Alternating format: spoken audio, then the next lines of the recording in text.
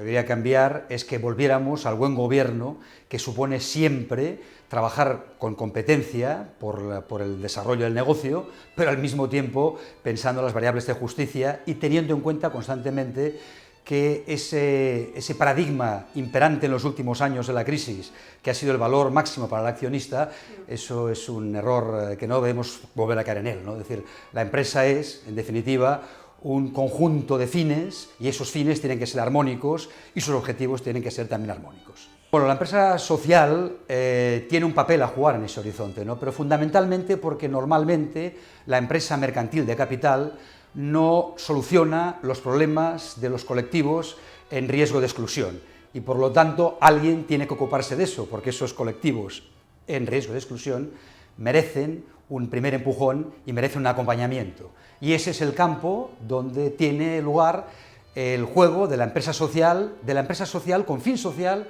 pero al mismo tiempo compitiendo con las reglas del mercado. Bueno, en estos momentos lo que hay es una efervescencia inmensa de empresarios con visión de fin social y con enormes ilusión por hacer muchos proyectos nuevos, ¿no? Lo que también es verdad es que la consolidación de empresas sociales que sean competitivas en el mercado es todavía una excepción, no la regla, pero a ello tenemos que llegar.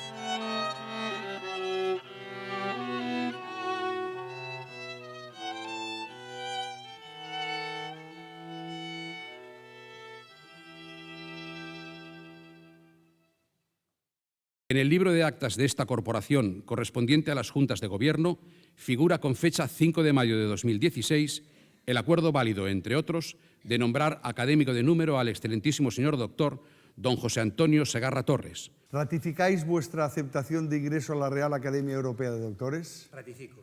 ¿Prometéis cumplir fielmente los estatutos de la Real Academia Europea de Doctores y aportar vuestro saber y colaboración en vuestros trabajos científicos, tanto de carácter individual como colectivo, con el fin de velar por el prestigio de nuestra institución cuantas veces fuereis requerido para ello? Lo prometo. Os confirmo solemnemente vuestro nombramiento como académico numerario.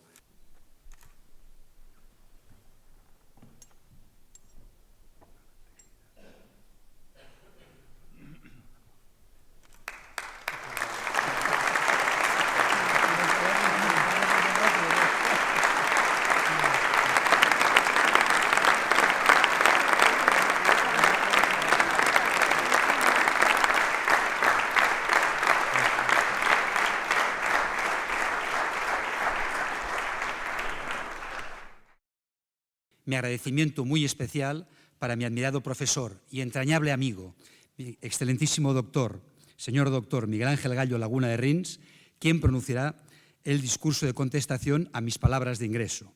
Y para mis padrinos en este acto, el excelentísimo señor doctor Juan Carlos García Valdecasas Salgado y el excelentísimo señor doctor David Jou Mirabén.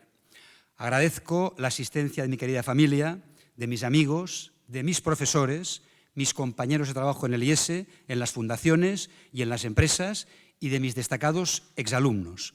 Algunos seguiréis con interés y otros soportaréis estoicamente la lectura preceptiva de ese discurso de ingreso. A todos, gracias anticipadas por vuestra atención y, por encima de todo, por vuestro afecto. La brevedad obliga a un ejercicio de síntesis. El discurso, en toda su extensión, se encontrará a disposición de todos los asistentes al finalizar el acto. Espero poder despertar el suficiente interés como para agotar los ejemplares publicados y provocar su detallada lectura posterior. Desde la comarca de la Garrocha, en Gerona, una pequeña empresa de producción de yogures y postres compite con las grandes multinacionales del sector. La historia de la Falleda nos traslada al pasaje bíblico de David contra Goliat o a los cómics de la aldea gala de Astérix y Obélix resistiendo y venciendo al Imperio Romano. La Falleda ocupa la tercera posición del mercado catalán y es la única marca que muestra un crecimiento sostenido de 2 dígitos en el último quinquenio en un mercado caracterizado por su estancamiento. Estrategia bien centrada y ejecutada, premiada con excelentes resultados sostenidos. Nada especial.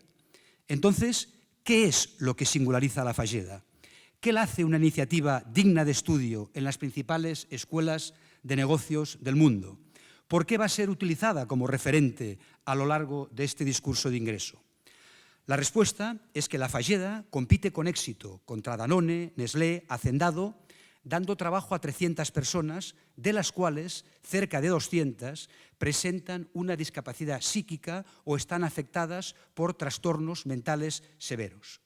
Las iniciativas lideradas por la Falleda emplean y atienden en un proyecto integral de 24 horas al día durante 365 días al año a todas las personas afectadas por discapacidad intelectual y enfermedad mental en la comarca de la Garrocha. A todas. Cristóbal Colón, su fundador, por cierto, con nombre premonitorio para la iniciativa que iba a emprender, construye sobre el convencimiento de que el trabajo es la principal vía de inclusión y participación en la sociedad. El trabajo no solo es una actividad vital para el sustento, sino fuente de equilibrio y de seguridad personal a través del desarrollo de la autoestima. Esa autoestima, importante para todos, es definitiva en un colectivo tradicionalmente excluido, con una desigualdad de oportunidades manifiesta para acceder al mercado de trabajo. En concreto, el colectivo de personas con trastornos mentales severos muestra en España una obscena tasa de desempleo del 80%. Al no poder acceder al trabajo, se entra en la exclusión. A la exclusión se suman la marginación y el estigma social. Y al estigma, la pérdida de referencia personal y el aislamiento. Resolver el problema de integración laboral y social de un colectivo de cerca de 200 personas puede parecer algo muy modesto. Cifras de 16 millones de ingresos y de 3 millones de resultados de explotación también lo son. Pero para cada una de las 200 personas y para sus familias, la diferencia está entre consumirse en la soledad y la exclusión o vivir con plena dignidad y recuperando la autoestima. La Falleda es un soplo de aire fresco que nos hace reflexionar sobre la posibilidad que a través de organizaciones mercantiles la persona y su dignidad ocupen el centro. Porque tener 2 piernas o ninguna, ver claramente o tener ceguera, razonar con agilidad o hacerlo con tremendas lagunas o alucinaciones no son más que accidentes que nada dicen de la verdadera esencia de la dignidad humana. Es evidente que los colectivos de personas desfavorecidas y excluidas no son atendidas ordinariamente como prioridad por las empresas de capital. Los mecanismos naturales del libre mercado no suelen abordar los problemas sociales. Y los colectivos condenados a la marginación merecen y exigen una oportunidad, un primer empujón y un proceso ordenado de acompañamiento posterior. En la frontera de la marginación encontramos organizaciones como la Falleda, cuya misión es ayudar a personas a salir de su situación de exclusión social. Iniciativas que, peleándose en el mercado, se sostienen en el tiempo gracias al éxito logrado por su actividad mercantil. Esa categoría de empresas, las empresas sociales inclusivas y autosostenibles, constituyen hoy una de las áreas más innovadoras de reflexión y acción y son objeto de este discurso de ingreso. La última crisis económica ha venido a corroborar una vez más la fuerte interrelación entre empresa y sociedad. El propio sistema capitalista con el sector financiero a su cabeza, se ha visto interpelado en su capacidad de generar riqueza y repartirla justamente. Hay quien piensa que el capitalismo, tal y como hoy lo conocemos, está herido de muerte, porque ha sido reo de sus propios excesos. Otros consideran que, para bien o para mal, no hay un modelo alternativo para sustituirlo y que lo único que puede hacerse es tratar de corregirlo desde dentro. Son muchas las voces, entre las que me cuento, que abogan por una reformulación de sus objetivos y prioridades. Hay que aprender de los errores cometidos y no repetirlos en el futuro. La codicia y la persecución del valor inmediato para el accionista como fin último han sido los cimientos de muchas decisiones de crecimiento desbocado y apalancamientos insensatos, despreciando la medición prudente de los riesgos que estaban corriendo. Decisiones cortoplacistas, liderazgos frívolos y cortos de miras, faltas de profesionalidad en el ejercicio del poder, en muchas ocasiones verdaderos abusos de poder. La consecuencia es una enorme erosión de la reputación de las empresas y de la confianza que en ellas deposita la sociedad en su conjunto. Todo ello ha puesto en cuestionamiento, en muchas ocasiones de forma muy injusta, a todo el sistema de libre empresa y su capacidad de servir a la sociedad. En estos momentos de tremendo desconcierto, no debemos perder la oportunidad de promover desde dentro, desde las propias empresas, un capitalismo responsable. Es el momento de restaurar la confianza perdida, reformular los objetivos últimos de la empresa mercantil de capital y explorar nuevas formas para servir a la sociedad. En primer lugar, conviene no confundir el ser propio de la empresa con los abusos que llegan a cometer algunas de las personas que las gobiernan. Es preciso reivindicar los efectos extraordinarios de las empresas mercantiles, bien gestionadas. En su formulación más genérica, la empresa mercantil es una estupenda realidad humana que supone una gran aportación al bien común. Crea empleo, proporciona bienes y servicios, produce y distribuye riqueza, contribuye al bienestar, al desarrollo del conocimiento, al despliegue del talento y a la forja de la personalidad y del carácter de las personas. Para el cumplimiento de sus fines, es obvia la necesidad de que la empresa genere beneficios con su actividad y se desarrolle en un crecimiento armónico. Pero nunca conviene confundir fines con medios. Tomando el ejemplo de la sabiduría popular, el dinero es un estiércol estupendo como abono, pero es un grave error tomarlo exclusivamente por cosecha. Por tanto, al responsable del gobierno de una compañía mercantil le compete realizar constantes equilibrios integradores para conseguir la rentabilidad, garantizando el desarrollo y crecimiento armónico de la empresa y de las personas que en ella trabajan. No estamos ante un juego de máximos.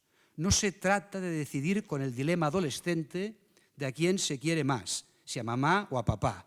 No se trata de anteponer la rentabilidad a las personas o a los clientes.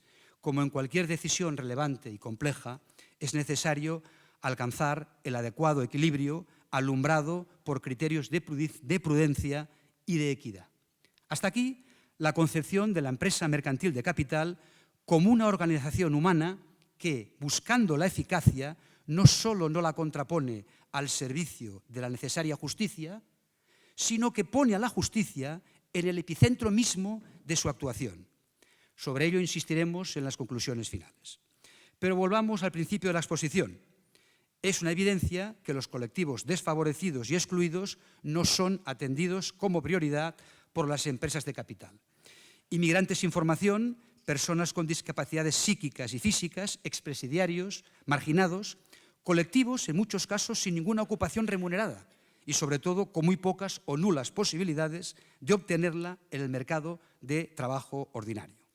En la frontera de la marginación emergen las iniciativas englobadas en el llamado tercer sección de acción social, cuyos tres grandes referentes son Cáritas, Cruz Roja y la Fundación 11. El tercer sector de acción social depende para su continuidad en un 55% de fuentes de financiación públicas y en un 35% de fuentes de financiación privadas, a través de donaciones, convenios y cuotas de afiliados. Es relevante destacar que tan solo el 10% de los recursos restantes proceden de la autofinanciación a través de las actividades productivas retribuidas en el mercado. Esta modesta cifra muestra el gran camino que queda por recorrer para asegurar la sostenibilidad de muchas iniciativas sociales más allá de las subvenciones y las donaciones. En la literatura académica se pueden encontrar más de 300 definiciones distintas de empresa social.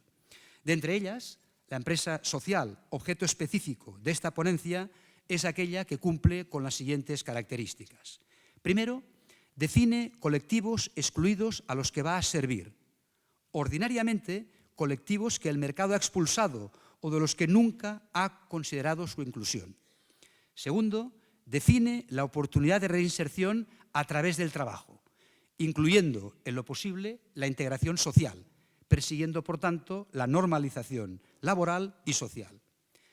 Tercero, cumple su fin peleando con las reglas del mercado y con exigentes estructuras mercantiles, sin dependencia estructural de subvenciones públicas o privadas. Y cuarto, se articula a través de arquitecturas jurídicas sin ánimo de lucro y sin dueño mercantil, obligándose siempre a la reinversión de todo el excedente generado. Volviendo al caso de La Falleda, se trata de crear puestos de trabajo que permitan mejorar la calidad de vida de las personas. Se trata de diseñar estos puestos de trabajo a partir de las capacidades distintas de cada persona y acompañarlos en un itinerario personal. Se trata, en definitiva, de normalizar las relaciones laborales y sociales de las personas con discapacidad o trastorno mental, no de esconderlas vergonzosamente bajo llave. Y al mismo tiempo se trata de competir en el mercado contra Danone, Nestlé y las consolidadas marcas de la distribución, lograr capilaridad en los puntos de venta, innovar en productos, construir sobre la imagen de marca, buscar la eficiencia productiva y logística y lograr la lealtad de los consumidores, para convertir todo eso en márgenes, y los márgenes en inversiones productivas y sociales. La empresa social así definida es, por tanto, una organización sin ánimo de lucro que no depende de donaciones caritativas o filantrópicas. La empresa social no vive de la caridad. En este sentido, la empresa social trata a sus beneficiarios respetando su dignidad y autonomía personal, incluso en más alto grado que la institución benéfica. La empresa social es una alternativa definida con claridad, separada de los mundos extremos del negocio y de la caridad. La empresa social no es solo una bonita y utópica idea. La combinación entre el mercado de libre competencia, impulsor máximo de la creatividad y la eficacia, con los valores de la solidaridad y generosidad, sin recurso explícito a la caridad, tiene un enorme potencial transformador de la sociedad. En este sentido, es preciso alentar nuevas iniciativas legislativas que amparen el concepto de empresa social, ofreciéndole reconocimiento legal y fomentando su desarrollo, siguiendo así el ejemplo e inspirándose en las nuevas figuras jurídicas como las TIC en el Reino Unido, las SPC en algunos estados de Norteamérica, la extensión del movimiento Benefit Corporations o los fondos de empresa social ya existentes en el Reino Unido y en Japón. Hasta aquí la primera parte de la ponencia, que ha tenido como objeto resaltar la importancia de la empresa social inclusiva y su papel central como generador de oportunidades para colectivos en riesgo de exclusión. En la segunda parte se abordará la reflexión sobre el seguimiento de los principios de buen gobierno para asegurar su competitividad. Si las empresas sociales deben cumplir con su fin, peleando en el mercado, deberán conocer, hacer suyos y aplicar los principios de buen gobierno que siguen las empresas mercantiles exitosas. Competir y pelear en el mercado significa, en primer lugar, adaptarse a un entorno en constante transformación.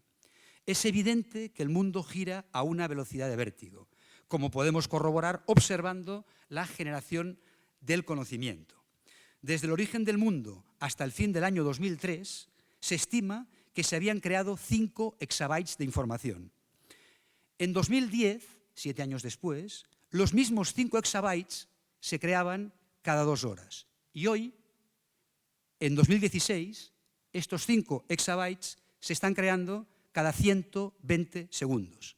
Impresionante creación de conocimiento con retos y oportunidades colosales. Pero adaptarse a los cambios nunca ha sido fácil. Ninguna empresa tiene asegurada su permanencia. La mortalidad de la empresa mercantil de capital es paradigmática. Si nos preguntamos dónde se encuentran hoy las empresas que estaban en la lista de las 50 primeras del mundo en 1956, hace 60 años, descubriremos con estupor que tan solo el 20% se siguen manteniendo en la cumbre. El 30% subsisten, pero en lugares secundarios. Y la mitad de aquellas empresas admiradas y que parecían invencibles 60 años atrás, hoy simplemente están desaparecidas del mapa. Han sido incapaces de adaptarse a los cambios.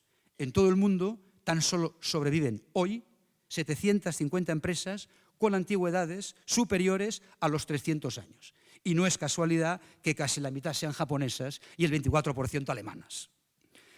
La historia nos enseña, por tanto, que las empresas caen, independientemente de su tamaño y fortaleza, como también lo hacen las grandes civilizaciones.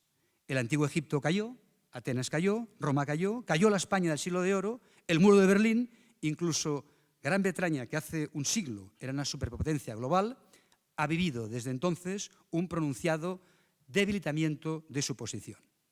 En ese complejo entorno crecientemente exigente, formulamos el decálogo de principios generales de buen gobierno para la empresa mercantil, no a modo de pócima mágica, ni presentando completos modelos estratégicos que aseguren el éxito y el futuro, simplemente como principios sensatos de actuación.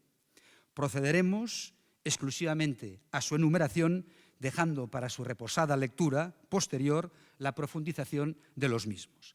Primer principio, las cuentas sin espuma, el chequeo permanente de los riesgos del negocio. Segundo principio, la dirección con remanse de recursos, ahorro, capitalización y liquidez como ejes clave de la gestión. Tercer principio, la iniciativa como motor, renovación y regeneración permanentes del negocio. Cuarto principio, el foco estratégico, singularidad, identidad y continuidad. Quinto principio, la organización para la acción.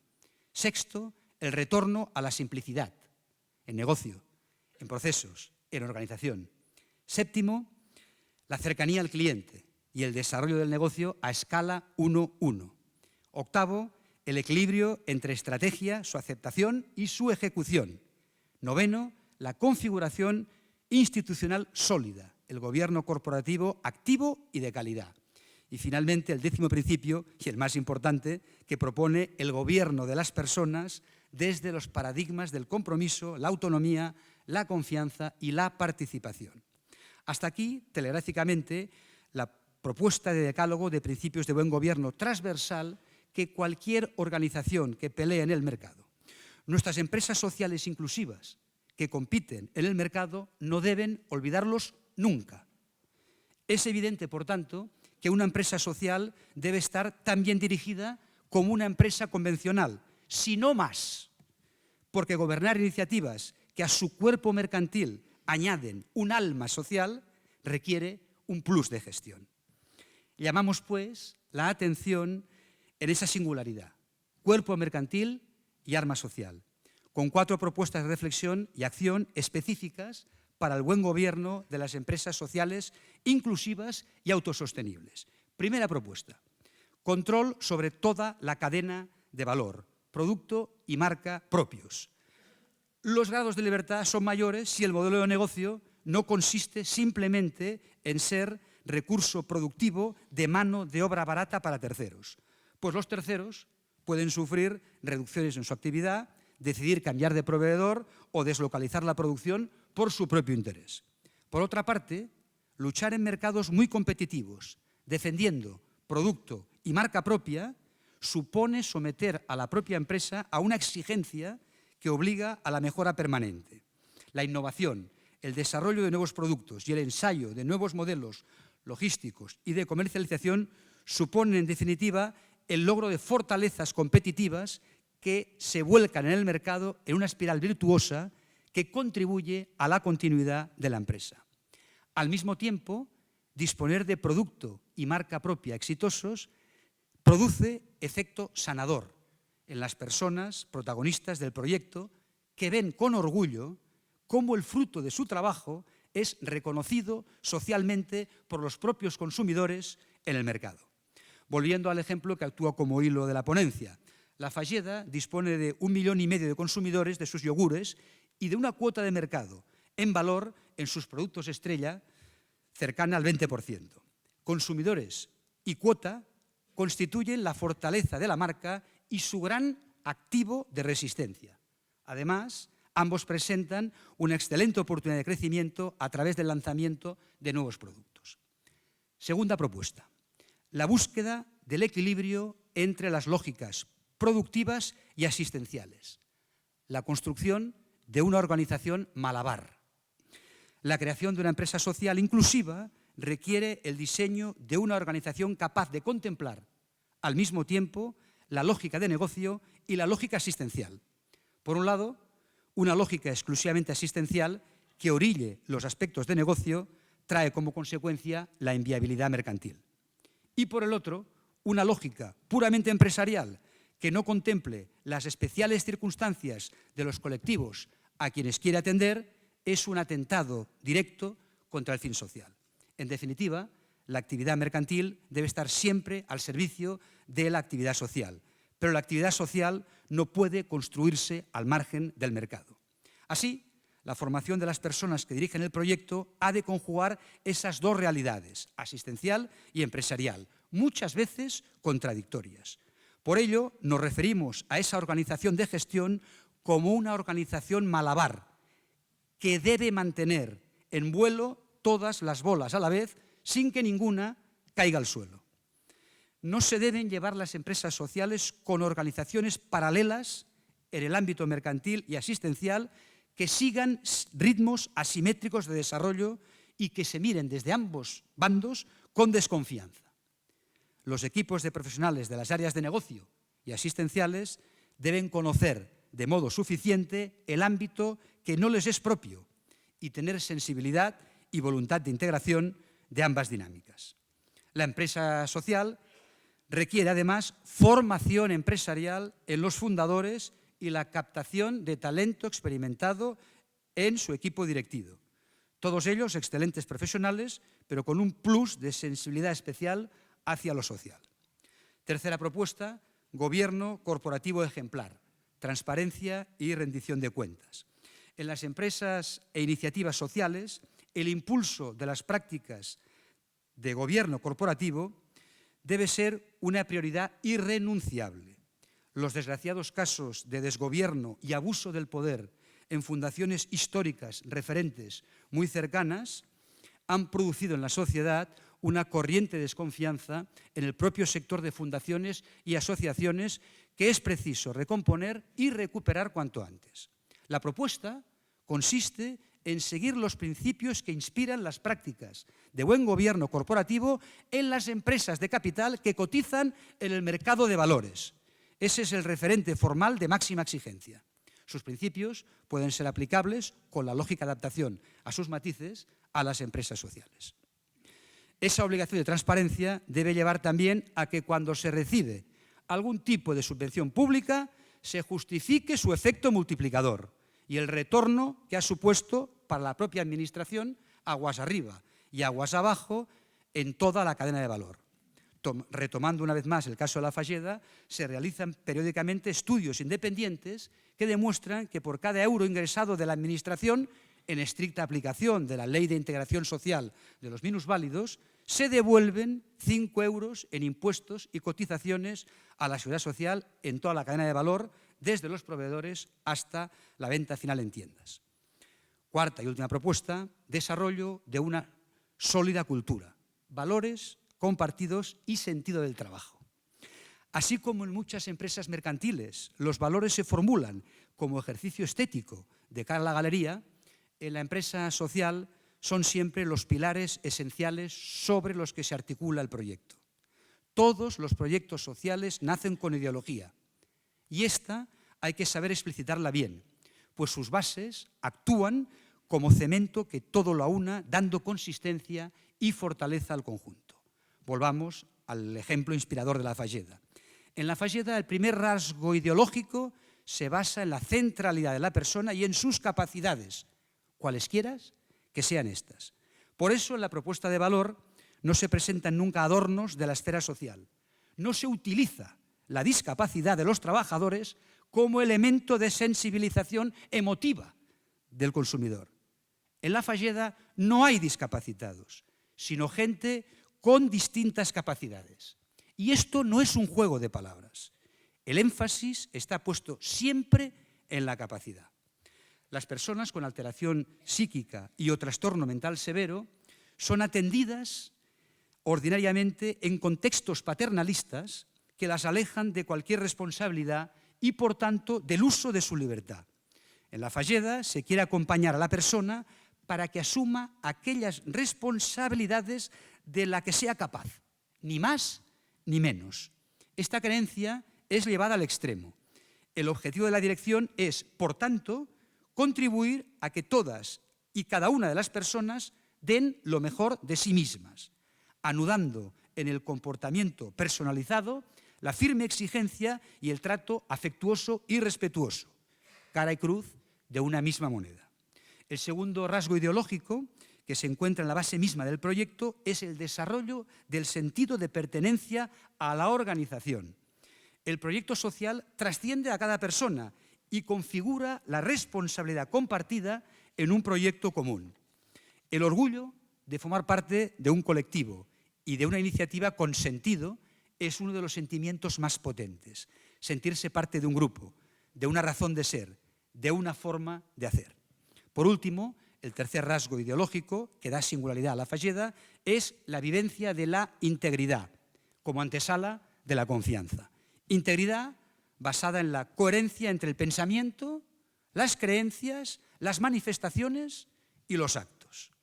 En conclusión, el éxito sostenido en una empresa social inclusiva pasa por definir con precisión los fines sociales perseguidos, los valores que actúan como columnas vertebrales del proyecto y su articulación en la organización y procesos que acompañarán a las personas en sus propias capacidades.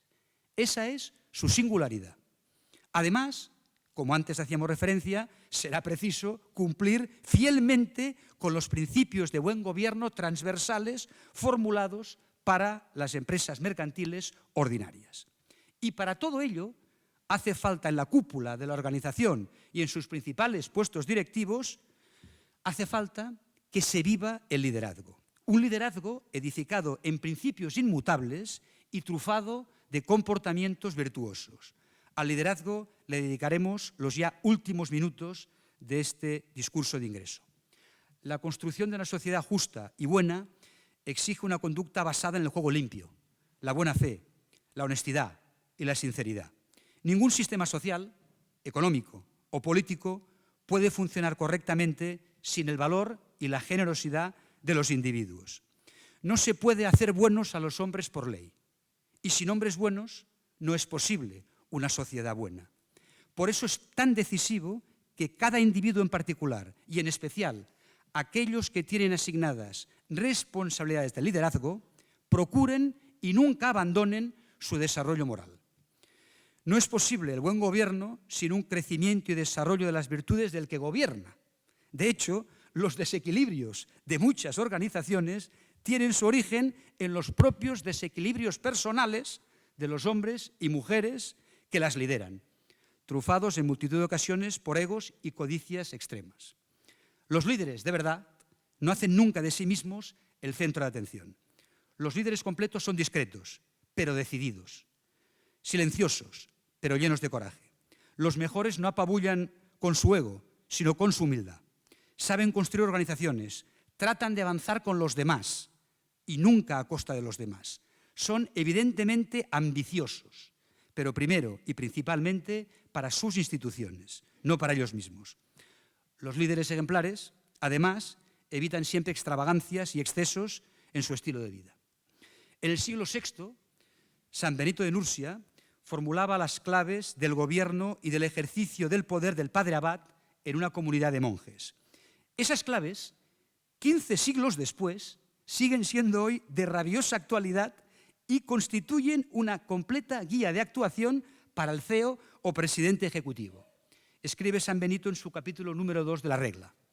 El abad ha sido instituido como tal, ha de pensar en la carga que sobre él le han puesto y a quién ha de rendir cuentas de su administración.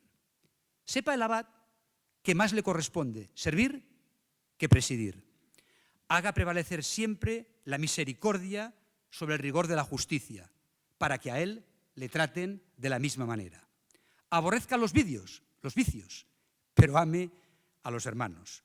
Cuando tenga que corregir algo, proceda con prudencia y no sea extremoso en nada. No sea que por querer raer demasiado la herrumbe, rompa la vasija. No pierda de vista nunca el abad su propia fragilidad y procure ser más amado que temido.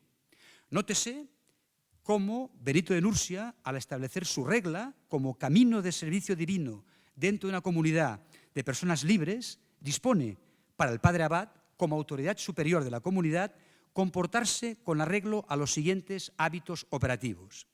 La paciencia, no todo sale bien; la modestia, no sobreestimar las propias capacidades; la caridad, buscar el bien de los demás; y la generosidad, el servicio y el desprendimiento. El abad tiene inferida la potestad, el poder para ejecutar a través de los demás miembros de la comunidad, que le deben obediencia. Pero el consejo de San Benito es que el abad, por cierto, elegido de forma democrática por los monjes profesos solemnos de una comunidad benedictina, sea realmente un padre con autoritas. Es autoritas que los demás miembros de la comunidad le confieren por su saber y criterio justos. Esa autoridad, conferida por los demás, es la base de la generación de la confianza y el pilar esencial del ejercicio de la responsabilidad de gobierno. En definitiva, la obligación de quien tiene el poder es esforzarse decididamente por ejercerlo como servicio a los demás. Para acabar, hoy más que nunca, como repetía incesantemente el profesor Antonio Valero y Vicente, promotor del IESE y su primer director general, el mundo del gobierno de las organizaciones precisa de hombres y mujeres justos y a la vez eficaces. Eficaces y a la vez justos. Accionistas, propietarios, administradores y directivos de la empresa del siglo XXI estamos llamados a ese comportamiento ejemplar para garantizar y equilibrar los derechos e intereses de empleados, clientes, proveedores, inversionistas, accionistas y sociedad en general. No son incompatibles la consecución de excelentes resultados con una convivencia humana de calidad en la empresa, siempre que ésta sea una organización eficaz y de paz, no de trabajos forzados, plusmarcas o vibraciones continuas. No son incompatibles ni irreconciliables los principios y el pragmatismo. Los personajes dibujados por Miguel de Cervantes en Don Quijote de la Mancha nos sirven de ejemplo. En un extremo, Don Quijote, el hombre de los ideales puros, impregnado por la bondad y a la búsqueda siempre de la verdad. En el otro extremo, su escudero Sancho, paradigma del realismo más absoluto y descarnado. En un pasaje del Quijote, el ingenioso hidalgo se dirige a su amigo Sancho con las siguientes palabras, prodigio de sensatez, que constituyen consejos impagables de buen gobierno personal. Dice el Quijote a Sancho: hoy es el día más hermoso de nuestra vida, querido Sancho. Los obstáculos más grandes, nuestras propias limitaciones. Nuestro enemigo más fuerte, el miedo al poderoso y a nosotros mismos. La cosa más fácil, equivocarnos. La más destructiva, la mentira y el egoísmo. La peor derrota, el desaliento. Los defectos más peligrosos, la soberbia y el rencor. Las sensaciones más gratas, la buena conciencia, el esfuerzo por ser mejores, sin ser perfectos, y sobre todo la disposición para hacer el bien y combatir la injusticia donde quiera que esté. Pues bien, Después de una larga vida en común, basada en la mutua fidelidad, Sancho acaba incorporando los ideales de Don Quijote. En cierta forma, Sancho se quijotiza, convirtiéndose en un extraordinario gobernante de la ínsula barataria que le confía su señor y anuda en el gobierno ordinario ideales, principios y espíritu de servicio con un extremo pragmatismo y el logro de excelentes resultados. Todos y cada uno de los gobernantes y directivos de las empresas mercantiles y de las empresas sociales estamos llamados a la responsabilidad de ese noble y doble reto que se nos ofrece perfectamente trazado en el Quijote. La responsabilidad de ser Sanchos suficientemente quijotizados en el gobierno de nuestras propias ínsulas. Muchas gracias.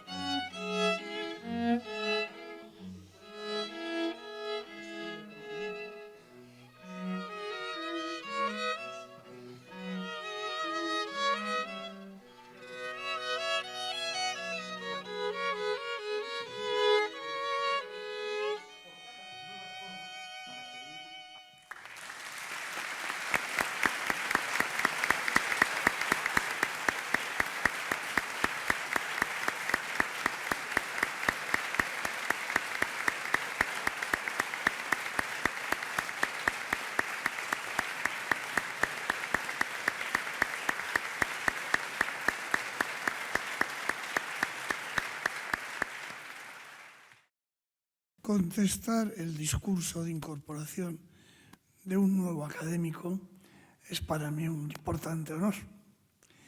Hacerlo en el caso del profesor José Antonio Segarra es además la ocasión de manifestar el cariño que te tengo y la admiración que siento por tu quehacer personal. Hemos trabajado juntos cerca de 40 años. Al principio, el excelentísimo señor doctor José Antonio Segarra solo era mi alumno en el programa máster. Posteriormente, los dos fuimos colegas investigando los procesos de internacionalización de empresas medianas. Y en los últimos años, yo he tomado el rol del discípulo que admira los saberes de su maestro en empresa social. Saberes que tan brillantemente ha manifestado a lo largo de su discurso. A este discurso voy a dedicar la mayor parte de mi parlamento. En mi contestación haré referencia casi exclusivamente a las empresas sociales que adoptan algunas de las fórmulas jurídicas propuestas por la legislación sobre sociedades de capital. Es decir, básicamente, la forma de sociedad anónima o de sociedad de responsabilidad limitada y no otras posibles formas jurídicas citadas por el doctor Segarra como las asociaciones y fundaciones. Por empresa social inclusiva entenderé lo mismo que el profesor Segarra ha indicado para la Falleda, es decir, una empresa de capital que tiene por objeto social, habitualmente artículo primero de sus estatutos, la resolución de un problema presente en la sociedad, como es la mejora de la situación de personas excluidas, y que busca alcanzar su objeto social desarrollando con éxito económico un negocio que se sostiene y continúa vivo en un mercado cada vez más competitivo. Por lo tanto, consideraré como el doctor Segarra empresa social una empresa de negocios que aplica la riqueza económica que genera a resolver un problema de personas excluidas de una u otra forma por una u otra razón. Pero intentaré tomar un punto de vista algo diferente, considerando la empresa de negocios todas como una comunidad de personas, formada directamente por los propietarios de capital, por los directivos, los mandos y cuantos operarios en ella trabajan. En palabras del gran canciller de nuestra Universidad de Navarra,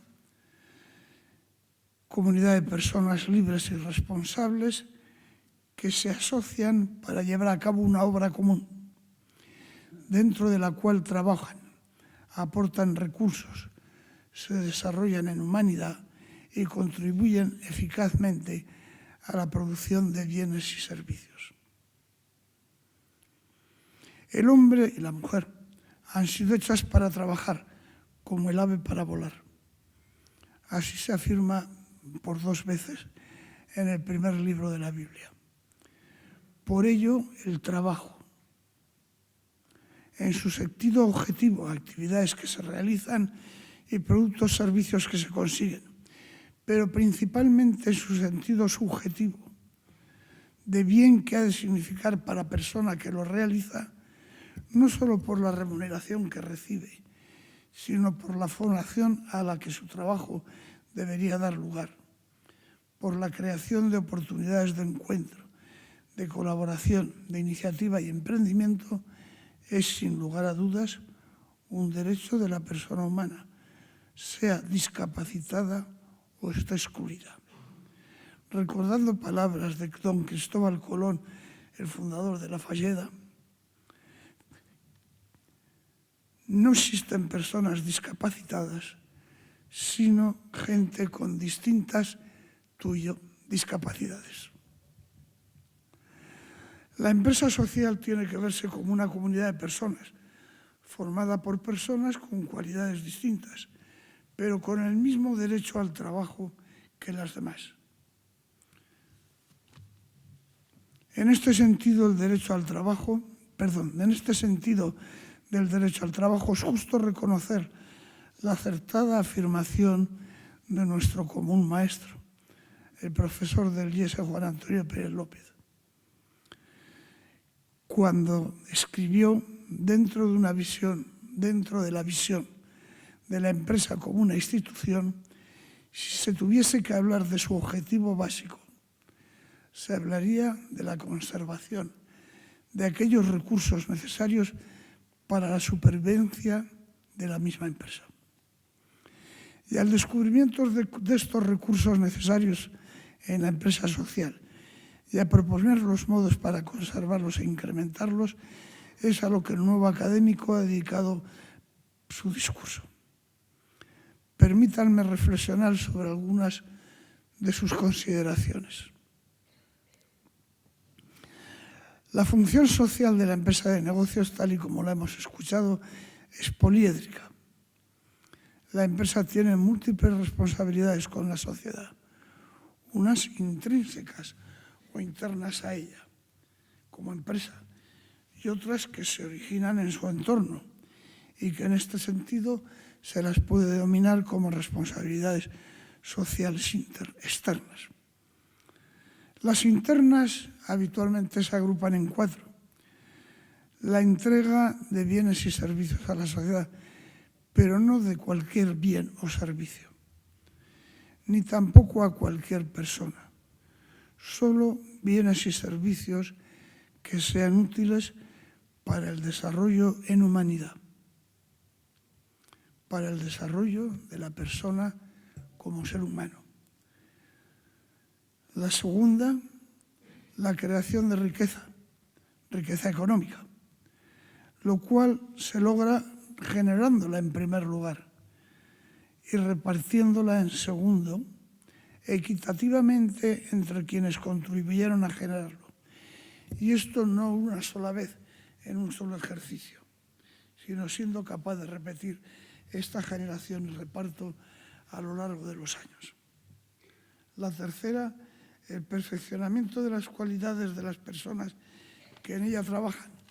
Perfeccionamiento en los marcos de la vida. Juventud, madurez y envejecimiento. No vale con perfeccionar solo a los jóvenes, hay que perfeccionar a los ancianos. Son marcos que la naturaleza humana tiene establecidos y que nunca lograremos cambiar. La obsolescencia de operarios, mandos y directivos es uno de los peores cánceres que tenemos en la sociedad española. La cuarta, el esfuerzo por la continuidad como comunidad de personas que sabe evolucionar y como empresa de negocios que está en un mercado, como el doctor Segarra ha indicado, siempre cambiante. Es bien conocido que en una empresa de negocios lo que no cambia y se desarrolla, muere. La evolución, el desarrollo, el crecimiento son los motores propulsores, equivalentes, a los motores propulsores de un avión a reacción. Las responsabilidades sociales externas de la empresa están todas ellas relacionadas con el bien común, que es la finalidad de todas las instituciones, las superiores y las intermedias de la sociedad. Erosiones que a veces causa la propia empresa, en ocasiones sin conocerlo, y erosiones que en otras ocasiones tienen otras causas, pero la empresa de capital debe acudir, como también ha de hacerlo cualquier otra institución intermedia, respetando el principio de subsidiariedad, de acuerdo con el cual las instituciones superiores no deben hacer aquello que las instituciones inferiores saben hacer, debe acudir a resolverlas, aportando sus competencias profesionales, que es saber hacer negocios. Intento resaltar algunos puntos de estas responsabilidades bajo el enfoque de empresa social. En primer lugar, recalcando que en un determinado periodo de tiempo la riqueza económica es generada por las operaciones ordinarias de la empresa, por la diferencia, como el doctor Segarra ha indicado varias veces, entre ingresos procedentes de las ventas del periodo y los pagos hechos a todos los proveedores, sin olvidar ahora que los bancos son proveedores de uso temporal del dinero. Esta riqueza generada o excedente de valor económico, como a veces se le denomina, es repartida en primer lugar y habitualmente la parte más importante de la misma a través de las retribuciones a operarios, mandos y directivos, y en segundo lugar por medio de las cargas sociales que la masa salarial le corresponden. En tercer lugar, por las tasas ligadas a las operaciones. Cuando el excedente de valor económico añadido es superior a estas asignaciones, que no lo es siempre, se debe destinar una parte muy importante a compensar el desgaste de la organización, a su rejuvenecimiento, tanto de los activos materiales como los de los inmateriales, habitualmente los más costosos de rejuvenecer. Y es la cantidad que llamamos amortizaciones, como todos ustedes conocen. Lo que resta de excedente valor será el beneficio antes de impuestos y una vez deducidos los impuestos, el beneficio después de impuestos, que la ley de sociedades de capital dice pertenece a los propietarios del capital social y son ellos quienes en el órgano supremo de gobierno, a propuesta de los responsables del gobierno ordinario, deciden su aplicación a reservas y dividendos. Desde este punto de vista, no resulta difícil comprender la peculiaridad en el reparto de la riqueza generada que se presenta en el caso de una empresa social. Por ejemplo, la determinación de la masa salarial. No es tarea fácil. Dadas las particulares cualidades de las personas que en ella trabajan y las regulaciones laborales para unos y otros establecidas. Peculiaridades en las amortizaciones. El doctor Segarra, el excelentísimo señor doctor Segarra, ha hecho referencia a la necesidad de una amplia integración vertical. Sus palabras han sido cadena de valor completa. La integración vertical amplia puede esconder faltas de amortizaciones con una relativa facilidad. Y a los ritmos de obsolescencia de unas instalaciones diseñadas una a una para personas peculiares distintas, también unas de otras. Y la directa influencia que tiene la cuantificación de las amortizaciones en la determinación de los beneficios antes de impuestos y como consecuencia en el volumen de estos impuestos. Pensar, ya sé que en la Falleda no se hace, pero algunas empresas sociales sí. Pensar que al ser destinados los beneficios de la empresa social a su autofinanciación y no al reparto de dividendos por una decisión estable de los propietarios de capital, no es importante distinguirlos de las amortizaciones que también se destinan a autofinanciación, es una equivocación. El buen gobierno de una empresa de negocios es difícil si no se conoce el estado de sus activos materiales e inmateriales y no se compara con los de los competidores, Nestlé, entre ellos. Y en relación con las evoluciones tecnológicas previsibles y en consecuencia no se conocen las inversiones necesarias para mantener la empresa social al día y en condiciones competitivas. Por otra parte, los beneficios después de impuestos, se asignen a quien se asignen, son un claro indicador del grado en el que la empresa es competitiva y, por tanto, de si la comunidad de personas sabe o no hacer bien las cosas que debe hacer en un mercado competitivo. El frecuente error de pensar en las empresas de capital, que el profesor Segarra también ha citado, de que los propietarios de capital son los dueños, en una comunidad de personas, los propietarios de capital, todo lo más son los propietarios de los instrumentos, porque las personas no tenemos dueños, somos libres. Puede tener como contrapartida otro error en la empresa social, el error de que pensar que por trabajar con y para personas discapacitadas no es necesario, y lo ha citado el nuevo académico, generar suficiente valor económico. En segundo lugar, y teniendo en cuenta la real importante diferencia existente entre los conceptos de potestas y autoritas, enfatizar que en una empresa social se requiere la permanente mejora y ejercicio de la autoritas en las personas en todos los niveles de la organización.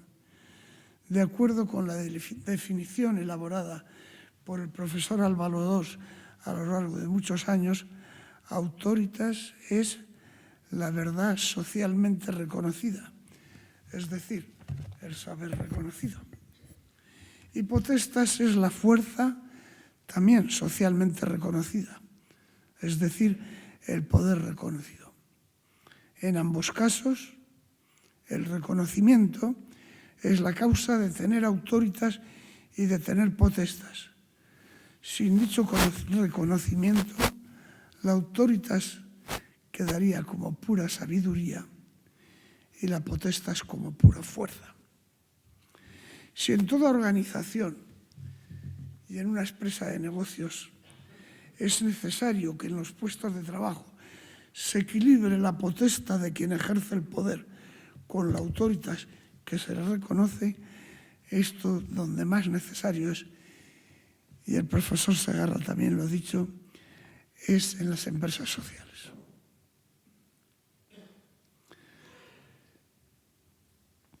Este equilibrio es peculiar a una empresa social. Una organización en la que trabajan personas con características particulares y por ello el diseño de cada puesto de trabajo debe adaptarse necesariamente a cualidades muy individualizadas para que cada persona haga lo que es capaz. La máxima que el doctor nuevo académico ha citado, centralidad en la persona, en sus capacidades y fuera de contextos paternalistas, es necesario ejercer la potestas.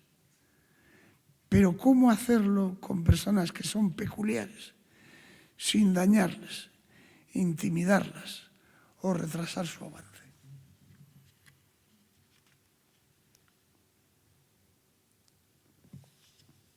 La contestación a esta pregunta es clara. En mi opinión, en el ejercicio de la potestas solo debería ser hecho por aquellos a quien todos en la empresa social, todos, les reconocen su autoritas elevada, caracterizada por el amor a personas singulares, como el excelentísimo señor doctor José Antonio Segarra ha comentado en su discurso. Por otra parte, la potestas carente de autoritas es una arbitrariedad y su ejercicio continuado en cualquier empresa una irresponsabilidad. Pero la autoritas sin potestas no es poder, sino una elucubración teórica.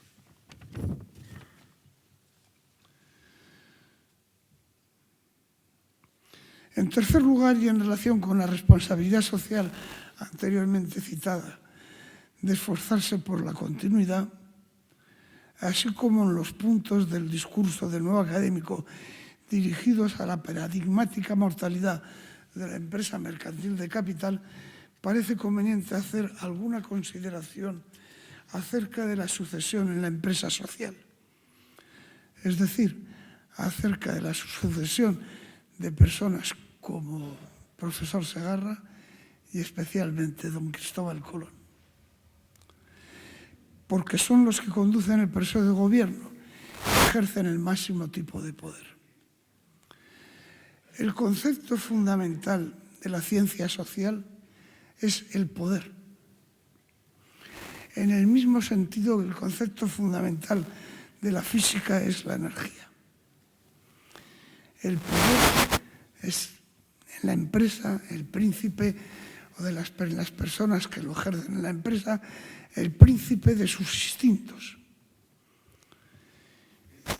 Y el hombre tiene tendencia y propensión e inclinación secreta o manifiesta a dominar a los demás. El poder es una de nuestras tres inclinaciones fundamentales. Las inclinaciones de la naturaleza humana, el poder, la tendencia a ser reconocidos y la tendencia al placer.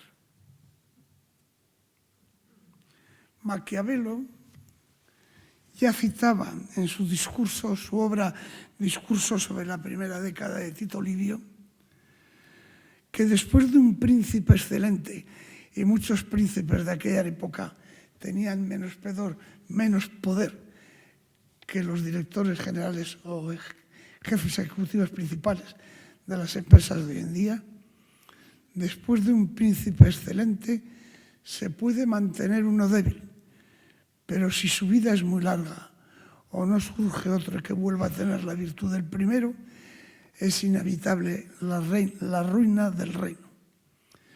Por el contrario, si dos príncipes consecutivos son muy capaces, se ve a menudo que logran empresas grandísimas. Y ahí tienen ustedes, pienso yo, uno de los mayores retos de la autocontinuidad de toda empresa social. En una empresa de capital, la sucesión acertada y rápida se da con mayor frecuencia en las empresas no familiares que en las familiares, porque en el mercado es más fácil encontrar personas que ejerzan ese poder, con potestas y con autoritas. La sustitución de estas personas en las empresas familiares es conocida. La paradigmática mortalidad de las empresas no familiares se queda en una nimiedad comparada con la mortalidad de las empresas familiares. La razón está en muchas cosas, pero fundamentalmente en eso.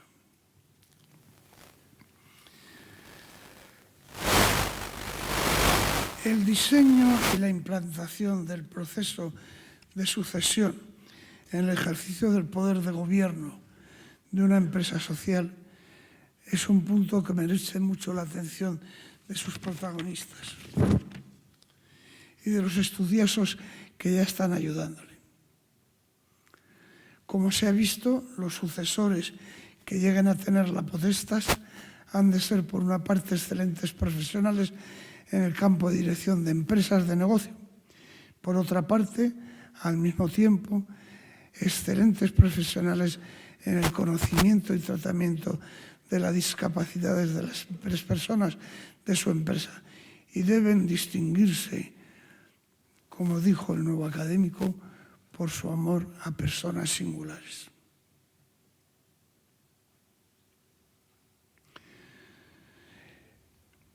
El derecho a la propiedad privada que tiene toda persona está acompañada siempre por el principio del destino universal de los bienes, es decir, por el destino para todos los hombres de los bienes de la creación. En la compaginación de ambos derechos juega un importantísimo papel la hipoteca social que tiene aneja e inseparable todo tipo de propiedad privada. Es mi opinión que una gran parte, o la parte más importante de esta hipoteca social, es saber lograr la sucesión.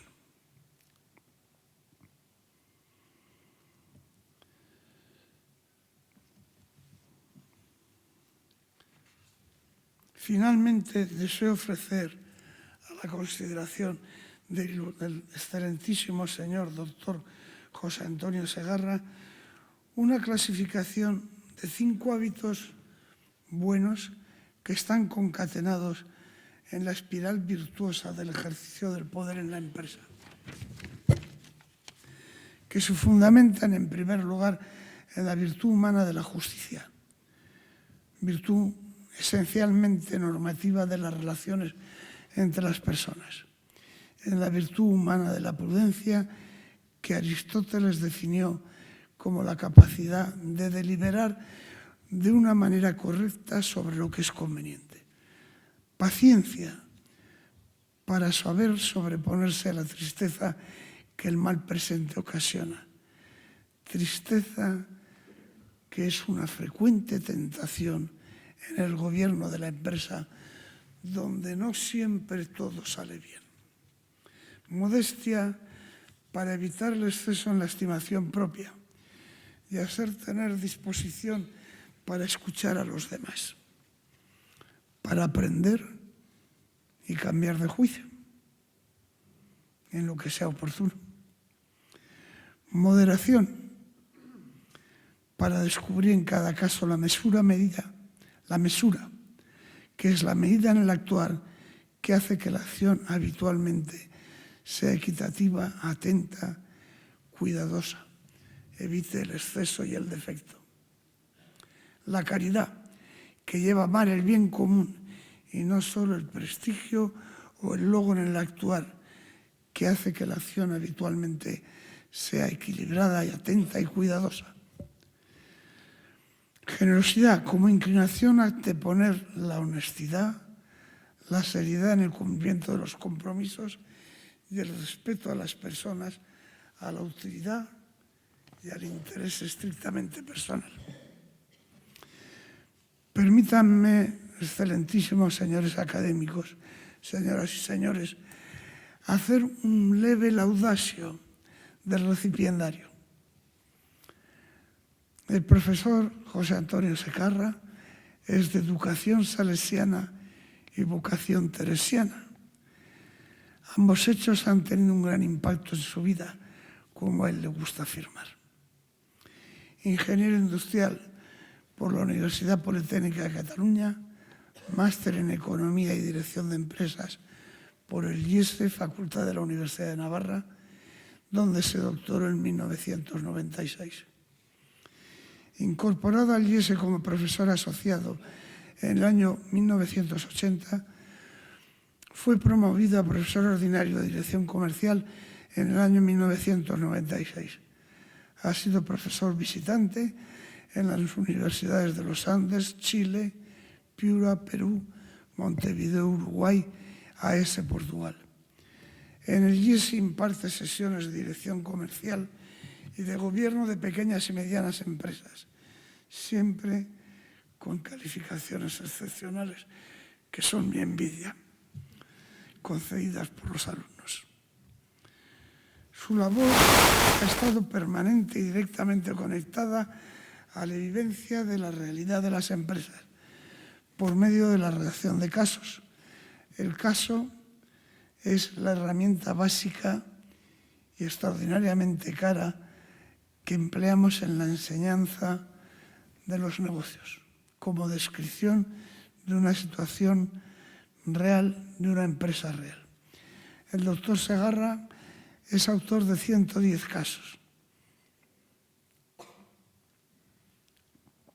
Ha publicado 60 documentos de investigación, 5 libros y varios capítulos de libros en artículos y revistas.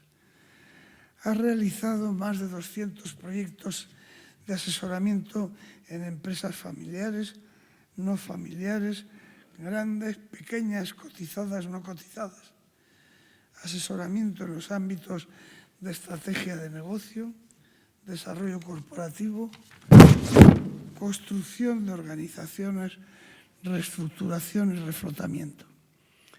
Entre estos proyectos destaca, por su duración y complejidad, el acompañamiento durante 35 años al Grupo Telefónica en su transformación comercial de empresa pública a empresa privada cotizada y empresa líder en sus mercados internacionales, dirigiendo un muy numeroso equipo de consultores con más de 300 proyectos para la transformación del Grupo Telefónica. Doctor Segarra forma parte del Consejo de Administración de varias empresas, del Patronato de Fundaciones Educativas y de Inserción Laboral Social, entre ellas La Falleda. Al doctor Segarra le gusta comentar que fue un destacado futbolista en su juventud y ahora uno menos destacado tenista, además de habitual peregrino en los caminos de Santiago. Fui su profesor en 1979. Fuimos colegas de investigación de 1986 a 1992. Ha sido profesor de mi hijo, al cual hacen ustedes el honor de permitir estar en su compañía, y continúa ayudándole.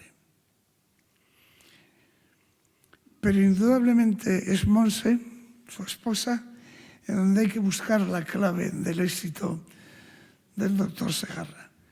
En ella, en sus 5 hijos, algún yerno, y sus 7 nietos están los principales motivos para llegar adelante a ser lo que son, una excelente y envidiable comunidad de personas. Excelentísimo señor presidente, mi discurso de contestación al excelentísimo señor doctor José Antonio Segarra ha glosado sus valores y sus méritos.